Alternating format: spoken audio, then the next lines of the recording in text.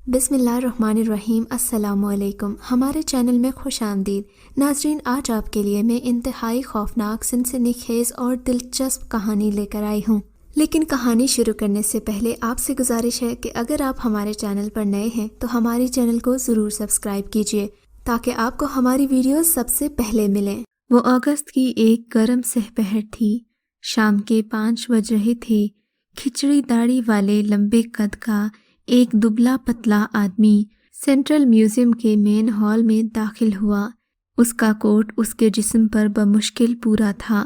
سر پر اطالوی طرز کی اونچی سی ٹوپی تھی اور ہاتھ میں ایک چھڑی تھی جسے وہ لاپرواہ انداز میں زمین پر گھماتا ہوا ادھر ادھر دیکھ رہا تھا، جیسے وہ پہلی مرتبہ یہاں آیا ہو۔ پھر وہ اوپری منزل کو جانے والی سیڑھیوں پر چڑھنے لگا۔ اس کا انداز عجیب سا تھا، وقفے وقفے سے اونچی آواز میں کھانس بھی رہا تھا۔ اس کے انداز اور شخصیت نے میوزیم کے نگران سمیت کئی لوگوں کو اپنی جانب متوجہ کیا تھا۔ وہ بڑی محویت کے عالم میں مصری اہراموں سے دریافت ہونے والی قدیم فرعونوں کی ممیوں کے تابوتوں کے اوپر جھکا ایک ٹک انہیں دیکھے جا رہا تھا۔ یہ بات سبھی کے لیے حیران کن تھی۔ وہ مسلسل کھانس بھی رہا تھا۔ میوزیم کے بند ہونے کا وقت ہوا جاتا تھا اور سبھی لوگ اب واپس جانے کی تیاریوں میں تھے۔ وہ نحیف شخص سیڑھیوں کی طرف گیا تو نگران نے اسے سمجھایا کہ وہ بھی میوزیم سے باہر جا رہا ہے، مگر اسے شاید کوئی جلدی نہیں تھی۔ وہ پھر رک گیا۔ رات کو اس میوزیم میں پہرا دینے والے پولیس کے لوگ آ چکے تھے۔ ہر کمرے میں ایک پولیس والا متعین ہوتا تھا۔ اب یہ پولیس والے کے فرائض میں تھا کہ وہ اس کمرے کے ہر کونے کھدرے کی تلاشی لے۔ یہ سب کام وہ میوزیم بند کرنے کے بعد کیے جاتے تھے۔ ہر کمرے کو مقفل کر دیا جاتا اور کمرے کے اندر موجود پولیس کا محافظ صبح تک باہر نہ جا سکتا، نہ ہی کوئی اندر آتا۔ ہر گھنٹے کے بعد انسپکٹر اور سارجنٹ پوری عمارت کا چکر لگاتا۔ اس طرح کسی چڑیا کو بھی اس عمارت میں ساری رات پر مارنے کا موقع نہ ملتا، مگر اس رات مصری نوادرات کے کمرے میں موجود ممی کے ساتھ ہونے والے واقعے نے سبھی کی توجہ اپنی جانب مبذول کروا لی تھی۔ وہ لوگ جو اس میوزیم سے واقف ہیں وہ اچھی طرح جانتے ہیں کہ اس کمرے میں ایسے تابوت بھی رکھے ہوئے تھے جو ممیوں کو رکھنے کے کام تو آتے ہیں، مگر کئی ایک وجوہات کی بنا پر ان کی نمائش نہیں کی جاتی۔ ان کے ڈھکن دوسرے تابوتوں کی طرح شیشے کے نہیں ہوتے بلکہ لکڑی سے بنے ہوتے ہیں۔ ان کے اندر رکھی لاشوں کو رات کی تنہائی اور سناٹے میں جھانکنا بڑے دل گردے کا کام تھا۔ پولیس کا جو بھی کانسٹیبل رات بھر اس کمرے میں ان تابوتوں کے ساتھ رہتا، اس کی ہمت کو داد دینی چاہیے۔ بجلی کے کمکموں کی روشنی اتنے بڑے کمرے کے ہر گوشے کو منور کرنے کے لیے ناکافی تھی، اور پھر رات کو دروازہ بھی باہر سے مقفل ہوتا۔ اس رات بھی ڈیوٹی پر موجود کانسٹیبل نے اس کمرے میں موجود سارے تابوتوں پر ایک نظر ڈالی اور پھر ٹارچ اوپر اٹھا کر تاریک گوشوں کو بھی جھانکنے کی کوشش کرنے لگا۔ پھر وہاں کسی کو نہ پا کر وہ مطمئن ہو گیا۔ اس کے بعد وہ سیڑھیاں چڑھتا ہوا اوپر گیلری کی طرف گیا۔ وہاں سے ٹارچ کی روشنی ڈال کر نیچے کمرے کو پھر دیکھا۔ نیچے والے کمرے کی روشنیاں جل رہی تھیں اور سارجنٹ ابھی چابیاں لے کر نہیں آیا تھا۔ ابھی وہ وہاں کھڑا اس کا انتظار کر ہی رہا تھا کہ نیچے کمرے کے کسی تاریک گوشے سے کسی کے کھانسنے کی آواز آئی۔ کانسٹیبل یکدم چونکا اور فوراً ہی ایک ساتھ 2-3 سیڑھیاں پھلانگتا ہوا نیچے اترنے لگا۔ اس کی ٹارچ کی روشنی مختلف مجسموں اور تاریک گوشوں کو کھنگال رہی تھی، مگر آواز دوبارہ نہ ابھری، اسی لیے وہ اس کی سمت کا اندازہ نہ لگا سکا۔ کانسٹیبل نے دوسری مرتبہ تمام تابوتوں کو ایک ایک کر کے غور سے دیکھا۔ وہ ہر چیز کا اچھی طرح معائنہ کر چکا، مگر کوئی مشکوک چیز نہ ملی تو سوچنے لگا کہ یہ آواز شاید اس کے تخیل کا شاخسانہ تھی۔ اس کی ٹارچ کی روشنی آخر تابوت کے اوپر رینگتے ہوئے آگے بڑھی تو اس کی ریڑھ کی ہڈی میں خوف کی ایک لہر دوڑ گئی۔ اس نے دیکھا تابوت بالکل خالی تھا، حالانکہ اسے اچھی طرح یاد تھا کہ ابھی کچھ دیر پہلے اس نے ان تابوتوں کو چیک کیا تھا۔ ان تابوتوں میں بھی ایک ممی لیٹی ہوئی تھی۔ اس خوفناک انکشاف نے اس کے پورے بدن کے رونگٹے کھڑے کر دیے۔ اس نے فوراً سے بیشتر اس کمرے کی ساری روشنیاں جلا ڈالیں۔ اوپر نگاہ ڈالی تو حیرت کا ایک اور جھٹکا لگا۔ اوپر گیلری اندھیرے میں ڈوب چکی تھی، حالانکہ اسے اچھی طرح یاد تھا کہ جب وہ کسی کے کھانسنے کی آواز سن کر نیچے بھاگا تھا تو گیلری کی ساری روشنیاں جل رہی تھیں۔ اس سے پہلے کہ وہ مزید کوئی قدم اٹھاتا، سارجنٹ کی تیز آواز کمرے میں گونج گئی۔ یہ روشنیاں کس نے بند کی ہیں؟ میں بھی یہی جاننے کی کوشش کر رہا ہوں کہ یہ روشنیاں کس نے گل کی ہیں۔ انسپکٹر نے فوراً وضاحت کی اور پھر اس نے کسی کے کھانسنے اور ممی کے غائب ہونے کی ساری بات جلدی جلدی بتا دی۔ یہ ممی اس کمرے میں کب سے تھی؟ سارجنٹ نے پوچھا۔ جہاں تک مجھے یاد ہے تقریباً 1 مہینہ پہلے اس ممی کو اوپر والے کمرے میں بھیجا تھا، مگر پچھلے ہفتے اسے دوبارہ اس کمرے میں رکھا گیا، مگر یقین سے کچھ نہیں کہہ سکتا کیونکہ کل رات یہاں اس کمرے میں ڈیوٹی پر کوئی اور تھا۔ پولیس والے نے ایک ہی سانس میں وضاحت کی۔ سارجنٹ جانتا تھا کہ یہ بات سچ ہے کیونکہ کسی کانسٹیبل کی کسی ایک کمرے میں مستقل ڈیوٹی نہیں لگائی جاتی، ہر 2-3 دن بعد انہیں بدل دیا جاتا تھا۔ کانسٹیبل کی ڈیوٹی پچھلے 2 مہینوں سے یہاں نہیں لگی تھی۔ عجیب بات ہے، سارجنٹ بڑبڑایا اور اگلے ہی لمحے اس کی سیٹی بج اٹھی۔ سارے لوگ دوڑتے ہوئے وہاں آ گئے کیونکہ ابھی کوئی بھی دروازہ مقفل نہیں ہوا تھا۔ ایسے لگتا ہے کہ کوئی شخص میوزیم میں چھپا ہوا ہے، سب کمروں کی دوبارہ تلاشی لو۔ اس نے مختصر سا حکم دیا۔ سارے کانسٹیبل ادھر ادھر پھیل گئے اور خود سارجنٹ اسی کمرے کے معائنے کے لیے چلا گیا، مگر وہاں اسے کوئی سراغ نہیں ملا۔ دوسرے لوگوں کو بھی کوئی کامیابی نہ ہوئی، کہیں کسی شخص کے چھپنے کا کوئی نشان نہیں تھا۔ باقی کی رات مزید کسی قابل ذکر واقعے کے بغیر ہی گزر گئی۔ غائب ہونے والی ممی اور بھوت کی چھینک ایک معمہ رہ گئی۔ پولیس صبح واپس چلی گئی، مگر سارجنٹ مزید تحقیق کے لیے جلد ہی میوزیم میں لوٹ آیا۔ اب اسے میوزیم کے نگران سے کچھ معلومات لینا تھیں۔ سب سے آخری تابوت میں ممی۔ اس کی بات سن کر میوزیم کا نگران حیرت سے اچھل پڑا۔ مگر جناب، وہ تابوت تو کافی عرصے سے خالی پڑا ہے، اس کے اندر تو کوئی ممی نہیں۔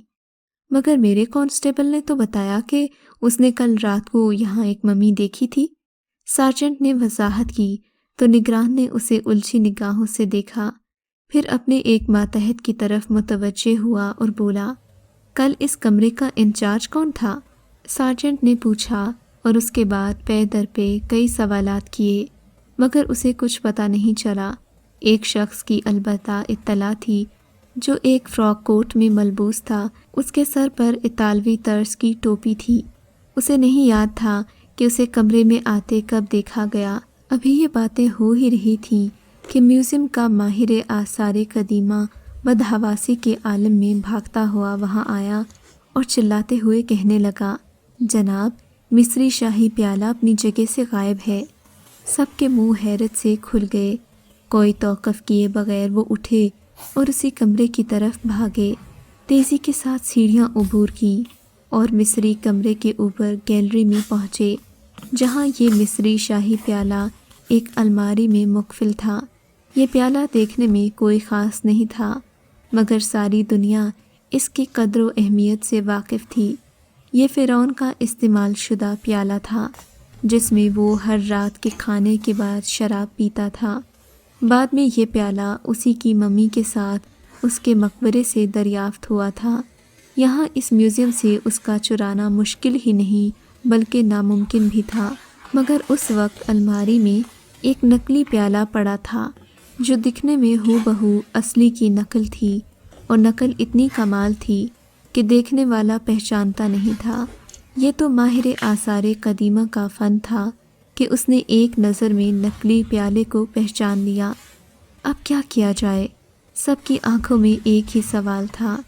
1 منٹ سے بھی پہلے میوزیم کو خالی کروا کر دروازے بند کر دیے گئے۔ سبھی حیران پریشان تھے۔ پورے کمرے میں خاموشی چھائی ہوئی تھی۔ پھر اچانک ہی پتہ چلا کہ شیشے کے دروازے کے پیچھے ہلکی سی آہٹ ہوئی۔ جلدی سے چابیاں لائی گئیں۔ جب دروازہ کھولا گیا تو پھر شاہی پیالے کی گمشدگی کے بعد ایک اور حیرت انگیز دریافت سامنے آئی۔ ایک آدمی جس کے ہاتھ پاؤں بندھے تھے، منہ میں کپڑا ٹھنسا ہوا تھا، وہ ممی کے تابوت کے پیچھے پڑا ہوا تھا۔ اس آدمی کے ہاتھ پاؤں کھولے گئے اور اسے ابتدائی طبی امداد دی گئی۔ نقاہت کے عالم میں اس نے آنکھیں کھول دیں۔ وہ تیز تیز سانس لے رہا تھا۔ سبھی لوگ بے تابی سے اس کے مکمل ہوش میں آنے کے منتظر تھے۔ یقیناً وہ اس راز سے پردہ اٹھا سکتا تھا۔ ہوش میں آنے کے بعد وہ تھوڑا بولنے کے قابل ہوا۔ اس نے بتایا کہ وہ کانسٹیبل تھا جس کی کل رات مصری کمرے میں ڈیوٹی تھی۔ کل رات جب وہ ڈیوٹی پر گشت لگا رہا تھا تو عقب سے کسی نے حملہ کر کے اسے باندھ دیا۔ وہ اپنے مخالف کی کوئی جھلک دیکھ نہیں سکا کیونکہ اس نے اپنے عقب پر یوں دبوچا تھا کہ وہ مزاحمت کے قابل نہیں رہا۔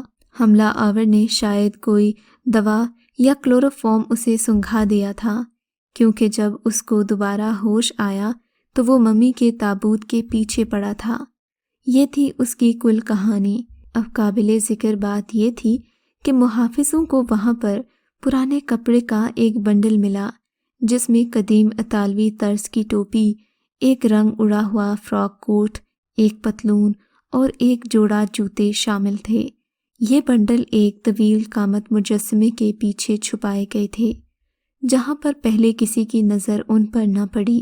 مزید کوئی سراغ نہ ملا تو مصری کمرے کو بند کر دیا گیا۔ اگلے دن یہ معاملہ اخبارات کی شہ سرخیوں کی زینت بن گیا۔ کئی دنوں تک میوزیم کی تلاشی لی گئی۔ 2 ہفتے گزر گئے۔ بددستور مصری میوزیم بند رہا۔ کانسٹیبل کی شخصیت اس معاملے میں مشکوک تھی، مگر کوئی قابل ذکر ثبوت تفتیش کاروں کے ہاتھ نہیں لگا۔ پھر ایک حیرت انگیز بات ہوئی۔ 11 دن بعد میوزیم دوبارہ کھول دیا گیا۔ فرعون کا اصلی شاہی پیالہ اپنی پرانی جگہ پر نظر آنے لگا۔ اب وہ دوبارہ لوگوں کے نظارے کے لیے موجود تھا۔ یہ کہاں گیا تھا؟ اسے کون لے گیا تھا؟ یہ کہاں سے واپس ملا؟ یہ راز کوئی نہیں جانتا تھا سوائے چند اعلیٰ حکام کے اور میرے۔ اب آپ پوچھیں گے کہ میں کون ہوں، مجھے اس پیالے کے بارے میں کیسے پتہ چلا؟ بس اتنا جان لیجئے کہ یہ پیالہ 11 دن تک میرے قبضے میں رہا۔ اس سے آپ کو سمجھ جانا چاہیے کہ میں کوئی عام چور نہیں ہوں، ایک فنکار ہوں۔ میرا کام ہر ادارے کی خامیاں تلاش کرنا اور اس سے فائدہ اٹھانا ہے۔ اس کام کے بدلے میں گراں قدر فیس وصول کرتا ہوں۔ بات دراصل یوں ہے کہ ایک فرانسیسی میوزیم میں نپولین کا مشہور شاہی تاج ناقص حفاظت میں تھا۔ میں نے ایک معقول فیس کے بدلے اسے ایک عرب شہزادے کی خواہش پر نقلی تاج سے اس طرح بدلا کہ آج تک کسی کو علم نہیں ہو سکا کہ وہاں میوزیم میں رکھا ہوا تاج نقلی ہے۔ اس طرح قاہرہ کے عجائب گھر میں سے ایک ممی کو میں نے اس طرح غائب کیا کہ حکام کو 2 دن بعد ہی اس کی جگہ پر پڑی نقلی ممی کے ہونے کا شک گزرا۔ ان قدیم اور تاریخی اشیاء کی نقل بنانے میں میرا مددگار برمنگھم سے تعلق رکھنے والا ایک انگریز فنکار تھا۔ مجھے ان کارناموں پر کوئی فخر نہیں، مگر مجھے اس پیالے کے معاملے میں پوری توانائی صرف کرنا پڑی۔ اس عجائب گھر کے حفاظتی انتظامات کو جانچنے کے لیے میں 2-3 ہفتے مسلسل یہاں آتا رہا۔ اس دوران مجھے یہ اندازہ ہوا کہ جس الماری میں یہ شاہی پیالہ رکھا ہوا تھا اس کی حفاظت کا کوئی بندوبست نہیں تھا۔ اس سہ پہر بھی میں الماری کے آس پاس منڈلا رہا تھا جب میوزیم کی ایک گائیڈ خواتین کے گروپ کو اس مصری کمرے کی سیر کروا رہا تھا۔ اس نے الماری کا تالا کھولا اور اس کے اندر پیالے کے قریب رکھے ایک قیمتی ہار کو ہاتھ میں لے کر اس کی تاریخ بیان کرنے لگا کہ یہ کہاں سے، کب اور کیسے ملا۔ اس کی پشت الماری کی طرف تھی جہاں چابی الماری کے تالے کے ساتھ لٹک رہی تھی۔ اب یقیناً آپ اسے بہت بڑی بے احتیاطی قرار دیں گے، مگر 4 نوجوان اور دلکش امریکی خواتین کی موجودگی میں اس غلطی کو معاف کیا جا سکتا ہے۔ میں بھی لاپرواہانہ انداز میں اس کے قریب جا کر کھڑا ہو گیا۔ گائیڈ اپنے پیشہ ورانہ انداز میں تاریخ کو مسخ کر کے پیش کر رہا تھا۔ وہ خواتین حیرت سے منہ کھولے کھڑی باتیں سن رہی تھیں۔ میں وہاں بے سر و پا باتیں سنتا رہا۔ پھر میں نے اپنی پتلون کی جیب میں ہاتھ ڈالا اور موم کے ٹکڑے کو تھام لیا۔ پھر میں آگے بڑھنے کے لیے اس کے پیچھے سے گزرا۔ مجھے جگہ دینے کے لیے وہ بولتے بولتے کچھ تھوڑا سا آگے کھسک گیا۔ بس اسی موقع کی تلاش تھی۔ میں جب وہاں سے گزرا تو ایک لمحے کے لیے میرا ہاتھ جیب سے باہر آیا، پھر چابی کا نقش اس موم کے ٹکڑے پر پورا اتر گیا۔ اس کارروائی کے دوران میں نے چابیاں ایک دوسرے سے بچنے نہ دیں۔ خواتین نے ایک لمحے کو میری طرف دیکھا، مگر گائیڈ تو اپنے الفاظ کی جادوگری دکھانے میں اس قدر محو تھا کہ اس نے توجہ کرنے کی زحمت نہ کی۔ اس کے بعد میں نے کئی دن تک میوزیم میں رات کو پولیس والوں کی ڈیوٹی کا مشاہدہ کیا۔ پھر مجھے پتہ چلا یہ کل 3 آدمی تھے اور ہر ایک کو ایک ہفتے کی ایک ذمہ داری دی جاتی۔ پہلا پولیس والا جو مصری کمرے میں ڈیوٹی دیتا تھا چھوٹے قد اور موٹے جسم کا تھا۔ اگلے ہفتے جس افسر کی ڈیوٹی تھی یہ میرے کام کا تھا۔ میں نے گزشتہ کئی روز اس کا مشاہدہ کیا۔ تب ایک سہ پہر میں میوزیم میں داخل ہوا۔ میری بکھری داڑھی، کھانسی، یہ سب ایک ڈرامے کا حصہ تھے۔ میں ٹہلتا ہوا مصری کمرے میں گیا، یہ دیکھ کر سکون کا سانس لیا کہ ممی کا وہ خاص تابوت ابھی تک اپنی جگہ خالی پڑا تھا۔ میں موقع دیکھ کر ایک تاریک کونے میں کھسک گیا۔ تقریباً آدھ گھنٹے تک وہاں دبکا رہا۔ اس دوران میں میوزیم کا وقت ختم ہو گیا۔ پولیس والے نے پہرے کی ذمہ داری سنبھالنا شروع کر دی۔ ایک پولیس والا اس کمرے میں آ کر جائزہ لینے لگا۔ مجھے خطرہ پیدا ہوا کہ کہیں وہ مجھے دیکھ ہی نہ لے، اس لیے میں تھوڑا گھبرا رہا تھا، مگر خوش قسمتی سے ایک کام میرے حق میں ہو گیا۔ سارجنٹ سیڑھیوں کے اوپر نمودار ہوا اور اس نے پکارا۔ بس یہی موقع تھا جب مجھے اپنا کام کرنے کا موقع مل گیا۔ میں اپنے ہر قدم کی پہلے سے منصوبہ بندی کر چکا تھا، مگر مجھے اعتراف ہے کہ یہ ایک مشکل کام تھا۔ میں ہاتھوں اور پاؤں کی مدد سے ایک بندر کی سی مہارت سے گھومتا ہوا اس ستون کے اوپر چڑھ گیا۔ میرے چمڑے کا بیگ اب میرے دانتوں میں مضبوطی سے پکڑا ہوا تھا۔ میں ستون کے اوپر ٹکا تھک چکا تھا، مگر ابھی ایک اور مداری کا کارنامہ میرے سامنے تھا۔ وہ میں نے کیسے سر انجام دیا یہ سب ایک راز ہے۔ اس کے لیے مجھے جن لوگوں کی ضرورت پڑتی ہے میں ان کا نام بھی نہیں لے سکتا، اور نہ ہی یہ بتا سکتا ہوں کہ ان کا تعلق کس دنیا سے ہے۔ میں نے اپنے پیچھے کوئی سراغ نہیں چھوڑا۔ میرے منصوبے کا اگلا مرحلہ اس پیالے کی واپسی کا تھا۔ میں ہمیشہ اپنا شکار اسی میوزیم کو فروخت کیا کرتا تھا جہاں سے شکار کرتا تھا، کیونکہ وہی مجھے اس کی اچھی قیمت دیتے تھے اور وہی اس کے اصل گاہک ہوتے تھے۔ اپنی خفت مٹانے اور اپنی چیز کو واپس لینے کے لیے وہ کوئی بھی رقم ادا کرنے کو تیار ہو جاتے۔ یہاں بھی چند دن جب وہ دیواروں سے سر ٹکرانے کے بعد بے بس ہو گئے تو میں نے اپنی فیس اور شرائط ان کے سامنے رکھ دی اور بتایا کہ اگر انہوں نے فوراً یہ جواب نہ دیا تو میں یہ پیالہ کسی اور میوزیم کو فروخت کر دوں گا۔ انہوں نے فوراً ہتھیار ڈال دیے۔ ایک معقول رقم کے بدلے پیالہ صرف اپنی جگہ رکھنے سے معاملہ حل ہو سکتا تھا اور میوزیم کی کھوئی ہوئی ساکھ بحال ہو سکتی تھی، تو یہ سودا مہنگا نہیں تھا۔